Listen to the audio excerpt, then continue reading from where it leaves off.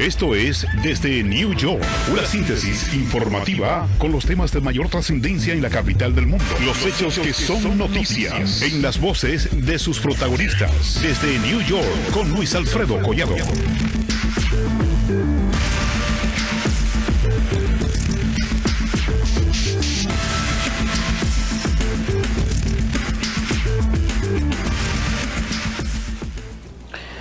¿Qué tal, amigos? Esto es Desde New York, aquí en Canal América. Yo soy Luis Alfredo y los invito a que se queden con nosotros.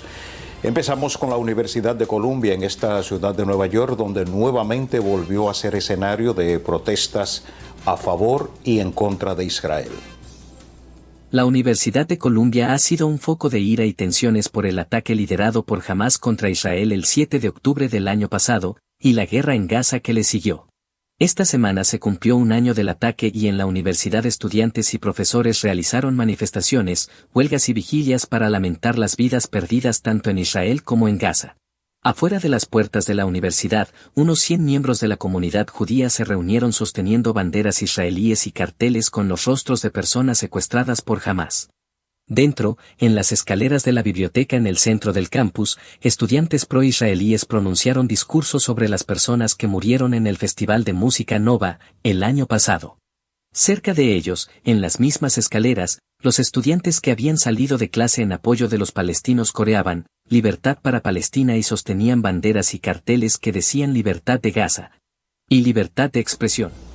Y aparentemente por el conflicto bélico entre Israel y Palestina fue vandalizada la oficina del congresista Adriano Espaillat en el Alto Manhattan. La oficina del congresista Adriano Espaillat, ubicada en el vecindario de Washington Heights, fue blanco de un acto de vandalismo esta semana. La policía y el propio congresista confirmaron que al menos 4 sospechosos llegaron a atacar el lugar, dejando tras de sí vidrios rotos y manchas de pintura roja con las palabras "Gaza libre". Las autoridades han iniciado una investigación bajo la presunción de que podría tratarse de un crimen de odio. En lugar de pedir paz, una solución al conflicto y justicia, recurrieron a la violencia y al vandalismo, lo cual me pareció realmente triste y lamentable, dijo Espaillat. El congresista ha expresado en diversas ocasiones su solidaridad con la comunidad judía, según publicó el New York Post. Las primeras investigaciones señalan que los atacantes podrían estar alineados con posturas pro-palestinas, aunque no se han realizado arrestos hasta el momento. La policía continúa recabando pruebas y revisando cámaras de seguridad cercanas en busca de más pistas. Este ataque ha generado preocupación en la comunidad local, en un contexto internacional tenso, debido al conflicto entre Israel y Palestina, y resalta las divisiones que este tema ha despertado en diversas partes del mundo.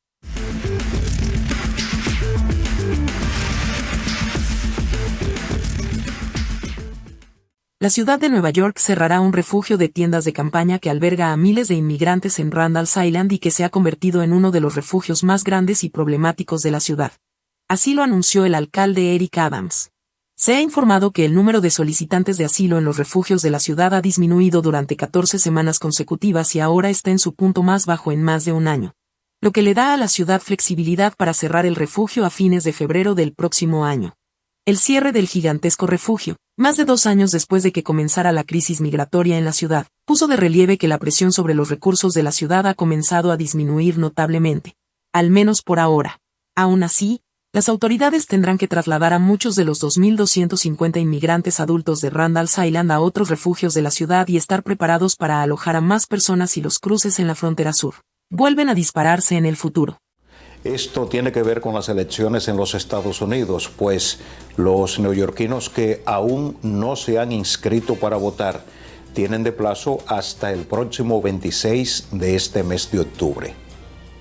El 26 de octubre es la fecha límite para que los residentes de la ciudad de Nueva York, que cumplan con los requisitos, puedan inscribirse para votar de manera presencial en las elecciones presidenciales que se realizarán el martes 5 de noviembre. Para aquellos que desean votar por adelantado, la fecha para depositar sus boletas será del 26 de octubre al 3 de noviembre. Los centros de votación temprana estarán ubicados en los 5 condados de 8 de la mañana a 5 de la tarde. Para poder votar en Nueva York, las personas deben tener ciudadanía estadounidense, tener al menos 30 días residiendo en Nueva York, tener 18 años cumplidos el día de las elecciones o antes. no estar en prisión por una condena por delito grave, no haber sido declarado mentalmente incompetente por un tribunal y no reclamar el derecho al voto en otro estado.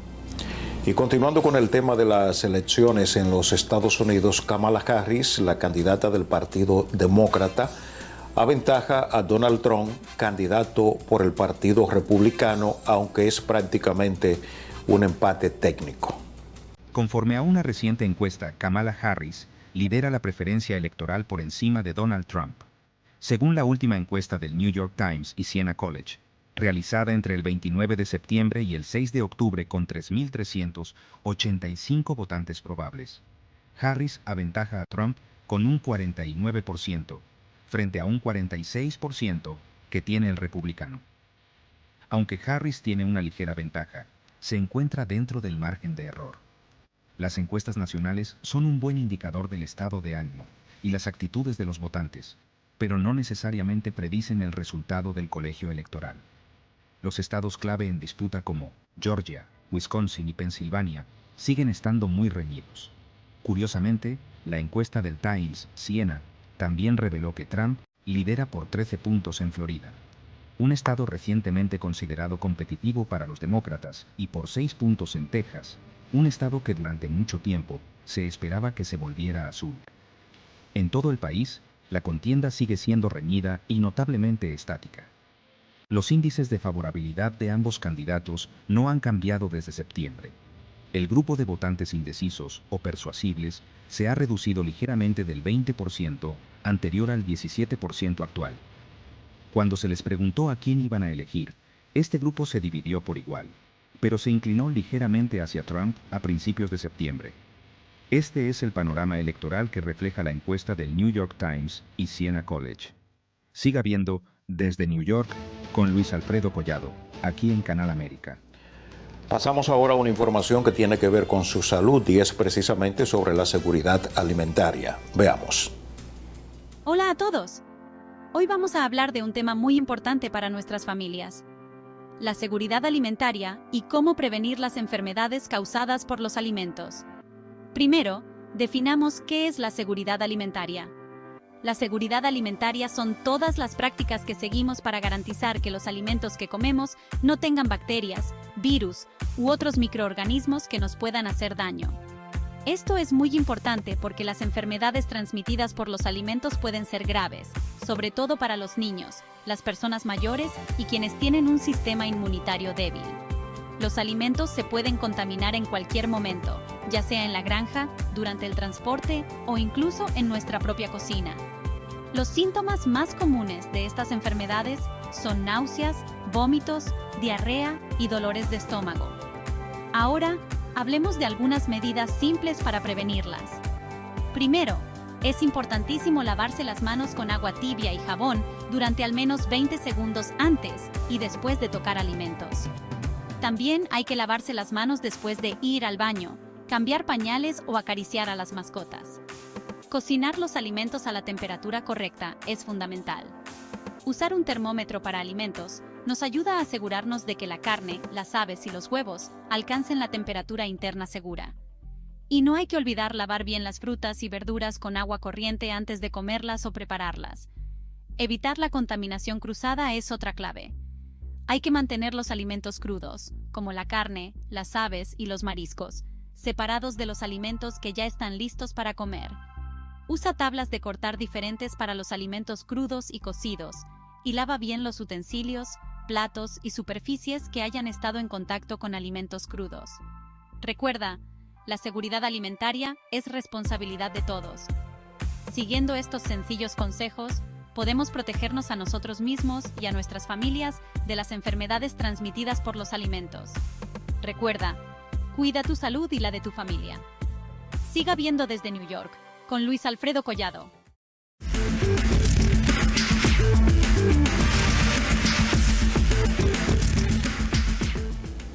La ciudad de Nueva York anunció la ampliación del programa de compostaje en los 5 condados. El compostaje no es más que el procesamiento de la basura biodegradable, esa que desaparece en poco tiempo. El programa de compostaje en la acera de la ciudad de Nueva York se expandió a los 5 condados, luego de una implementación que comenzó en Queens y en Brooklyn. La expansión del programa ahora permite a los residentes poner sus desechos de jardín y alimentos en la acera también en el Bronx, Manhattan y Staten Island. La recolección de compost se realizará todas las semanas el mismo día que la recolección de reciclaje. Según la ciudad, los contenedores de compost deben tener 55 galones o menos y estar forrados con una bolsa de plástico transparente, papel o compostable. Esos contenedores pueden estar llenos de hojas y desechos de jardín, restos de comida y papel sucio de comida, que también incluye carne, huesos, productos lácteos y platos de papel y cajas de pizza sin revestimiento grasientos.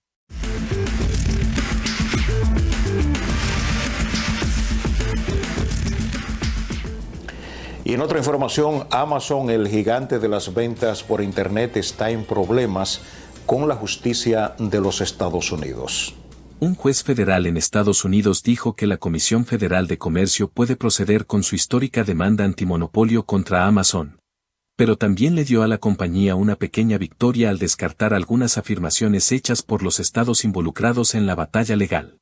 La orden, emitida la semana pasada por el juez Sean Chun, representa una dura derrota para Amazon, que lleva meses buscando que el caso sea desestimado en los tribunales. Está previsto que el juicio se realice en octubre de 2026. La Comisión Federal de Comercio y los fiscales generales de 18 estados, además de Puerto Rico, han alegado en los tribunales que el gigante del comercio electrónico está abusando de su posición en el mercado para inflar los precios dentro y fuera de su plataforma. Le cobran de más a los vendedores y sofocan la competencia. La demanda, que se presentó en septiembre de 2023, es el resultado de una investigación de años sobre el negocio de la compañía y es uno de los desafíos legales más importantes presentados contra Amazon en sus casi 30 años de historia. Los reguladores estadounidenses y los procuradores estatales acusan al minorista en línea de violar las leyes federales y estatales, antimonopolio y de protección al consumidor. En otro ámbito, la Organización de las Naciones Unidas reclama que se cumpla a cabalidad el embargo de armas contra Haití para evitar que las pandillas sigan cometiendo crímenes atroces como el de hace unos días, donde uno de esos grupos criminales masacró a más de 70 personas.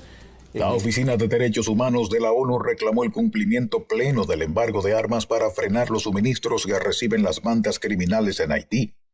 Una decisión adoptada por el Consejo de Seguridad de Naciones Unidas y cuya renovación por un año más se debatirá la próxima semana. Las armas y las municiones no se fabrican en Haití. Vienen de empresas de otros lugares. Los estados deben hacer más para aplicar plenamente el embargo del Consejo de Seguridad a los exportadores de armas que operan en o desde su territorio, dijo el alto comisionado para los derechos humanos Volker Turk. En el debate dedicado en el Consejo de Derechos Humanos a la situación en Haití, Turk recordó que este acceso al armamento ha causado miles de asesinatos, desplazamientos masivos y otras violaciones de los derechos humanos entre febrero y julio de este año, periodo que cubre el último informe elaborado por su organismo. Las investigaciones de la ONU han permitido documentar asesinatos selectivos, tiroteos al azar, secuestros masivos, reclutamiento forzoso, trata de menores e incendios y saqueos de pueblos y ciudades, todos estos actos criminales perpetrados por bandas cada vez más poderosas. La violencia de las pandillas es tan cruel que la semana pasada un ataque contra civiles dejó al menos 70 muertos en la localidad de Ponsonde, 70 kilómetros al noreste de Puerto Príncipe. Soy Miguel de Jesús Rodríguez, informando desde New York.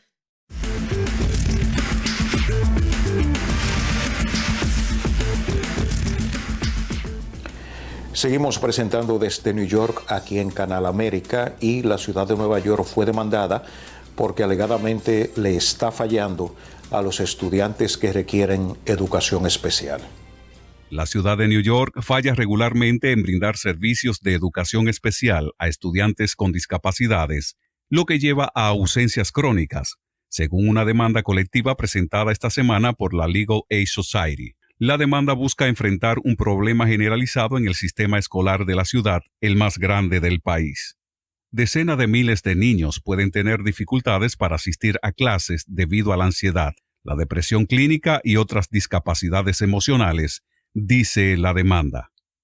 Estos estudiantes tienen el derecho, consagrado en la ley federal, de que sus escuelas públicas tengan en cuenta sus necesidades. Pero el Departamento de Educación de la ciudad tiene un patrón y una práctica de no proporcionar evaluaciones, servicio de apoyo y planes sólidos para ayudar a estos niños a asistir a clases, según la demanda. Esta falla resulta en una negación sistemática y generalizada del acceso a la educación, argumenta la demanda. Los estudiantes con planes de educación especial faltan a la escuela con más frecuencia que sus compañeros de clase. Alrededor del 46% de los estudiantes con discapacidades de la ciudad de New York estuvieron ausentes de manera crónica durante el año escolar 2022-2023, el período más reciente para el que hay datos completos disponibles, en comparación con el 31% de sus compañeros de educación general. Leo Salcedo, informando desde New York. En otro orden, el nuevo cónsul de la República Dominicana en esta ciudad de Nueva York, Jesús Vázquez Chu, se reunió por primera vez con la prensa desde que llegó a la Gran Manzana. Yo creo que aquí hay buen personal, que lo que tenemos que hacer es cada uno ponerlo en el área donde pueda brindar el mejor servicio. Y yo pienso que el compromiso y sobre todo crear una mística de trabajo. Es una de las cosas que yo he hecho donde quiera que he trabajado, es crear una mística de trabajo. Que vean el interés supremo de la patria, que vean el interés supremo del país que está por encima de todo. Y eso es lo que yo quiero hacer aquí, crear una mística de trabajo para que cada colaborador del consulado se sienta con el compromiso, con el deber.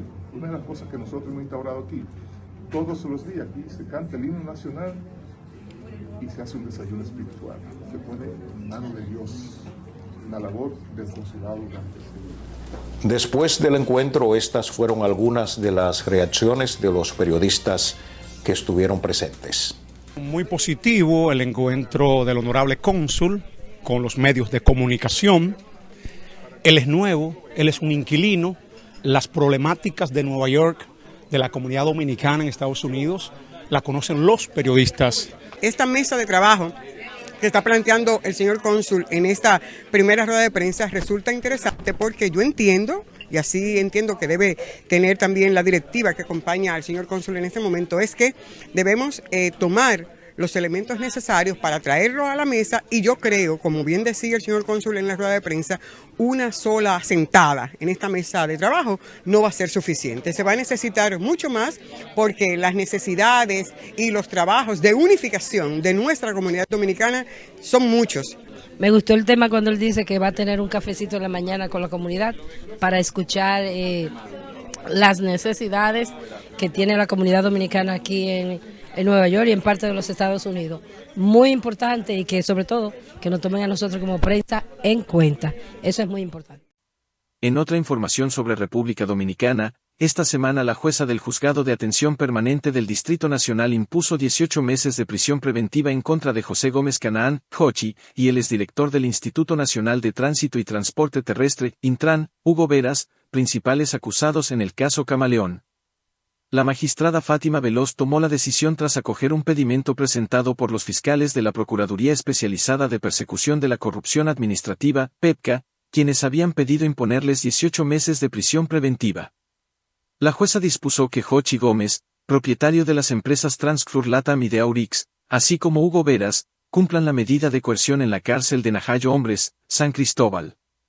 Asimismo, el tribunal impuso 18 meses de prisión preventiva en contra de Pedro Vinicio Padován Ibáez, ex encargado del Centro de Control de Tráfico del Intran, para ser cumplido en la cárcel de Najayo. Mientras que en cuanto a los imputados Frank Díaz Wourden, coordinador de despacho y representante de Hugo Veras ante el Comité de Compras del Intran, y Carlos José Peguero Vargas, el tribunal impuso garantía económica, impedimento de salida del país y presentación periódica. Samuel Gregorio Vaquero Sepúlveda, director de tecnología del Intran, fue enviado a arresto domiciliario.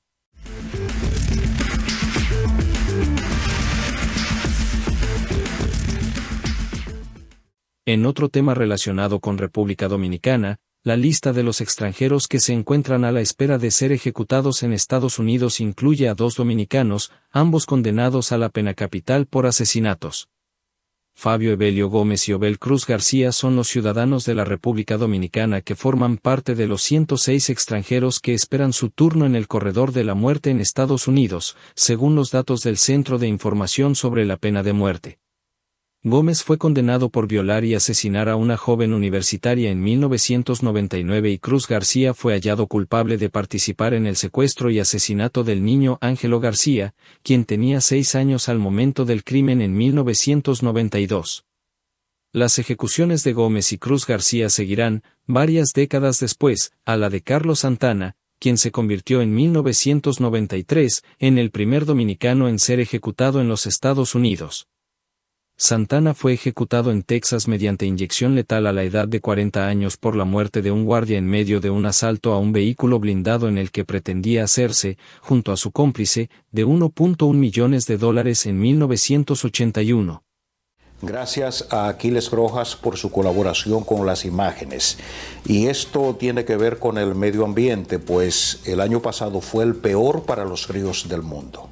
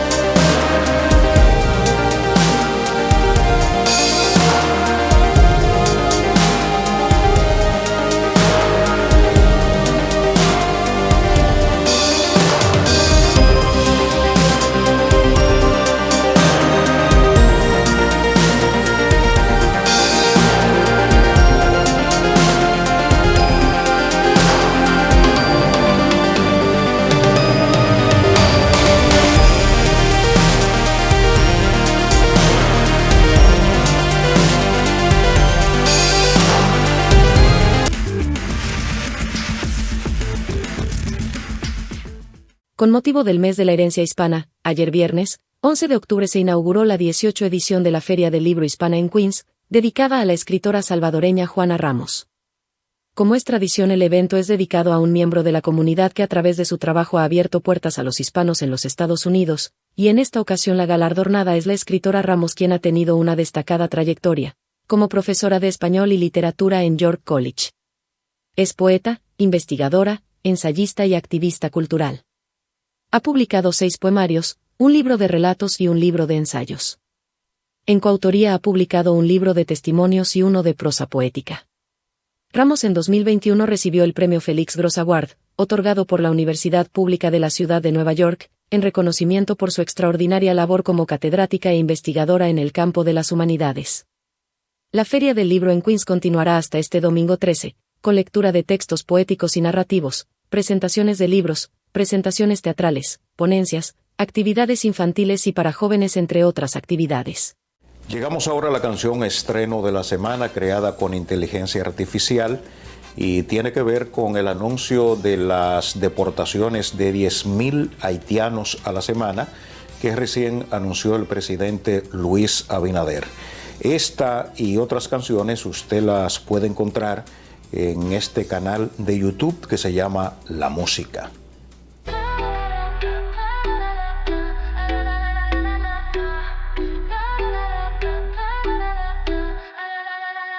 Anunciar que van a deportar 10.000 haitianos indocumentados cada semana. Tranquilo, eso le gusta al pueblo, suena bien bonito, pero el plan es falso, yo te lo explico rapidito. Abinader lo anunció, qué espectáculo, con el Consejo de Defensa. Su circo es práctico, pero en el fondo, ¿qué están tapando?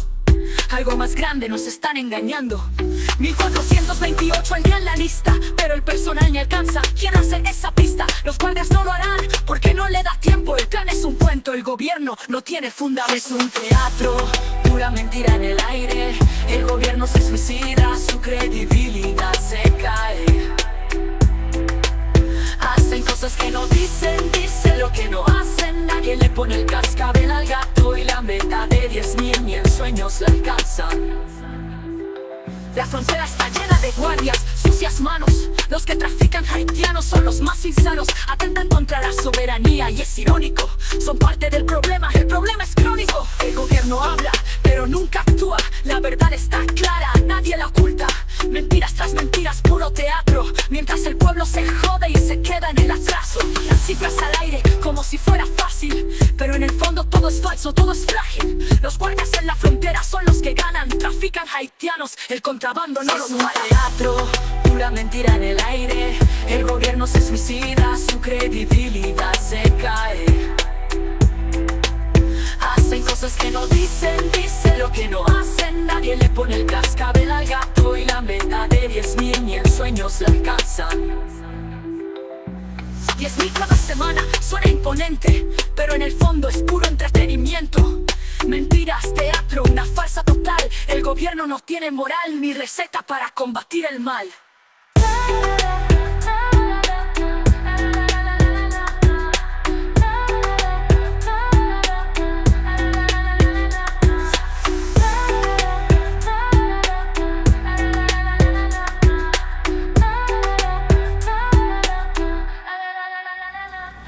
Agradecemos inmensamente que nos hayan acompañado desde New York y los invitamos para que el próximo sábado vuelvan a estar con nosotros aquí en Canal América a esta hora.